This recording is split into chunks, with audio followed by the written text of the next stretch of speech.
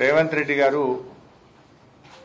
విజయవంతంగా రైతు బంధును ఎగ్గొట్టి రైతు భరోసాకు కోతలు పెట్టడానికి రాత్రింబవళ్ళు కష్టపడతా ఉన్నాడు.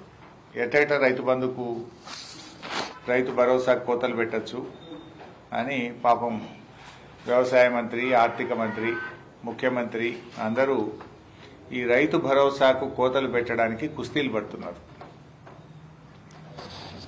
గతంలో ఇదే రేవంత్ రెడ్డి గారు రైతు బంధు ఏడాదికి 3 సార్లు ఎందుకు ఇవ్వకూడదు అని ప్రతిపక్షంలో ఉన్నప్పుడు మాట్లాడారు. ఇవాళ అధికారంలోకి రాగానే రేవంత్ రెడ్డి గారికి కొంచెం మతిమరిపి వచ్చినట్టున్నది. 3 సార్లు ఎందుకు ఇయ్యరు అన్నోడు ఒక్కసారి కూడా రైతు బంధు ఇవ్వడానికి ఆపసోపాలు పడుతున్నాడు, వెనక ముందు అవుతున్నాడు.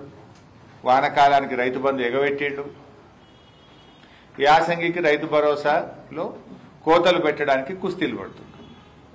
అప్పుడేమో 3 పంటలకు రైతు బంధు ఇవ్వాలన్నాడు, వానకాలం ఎగబెడితివి, యాసంగికి కోతలకు సిద్ధం చేస్తేవి.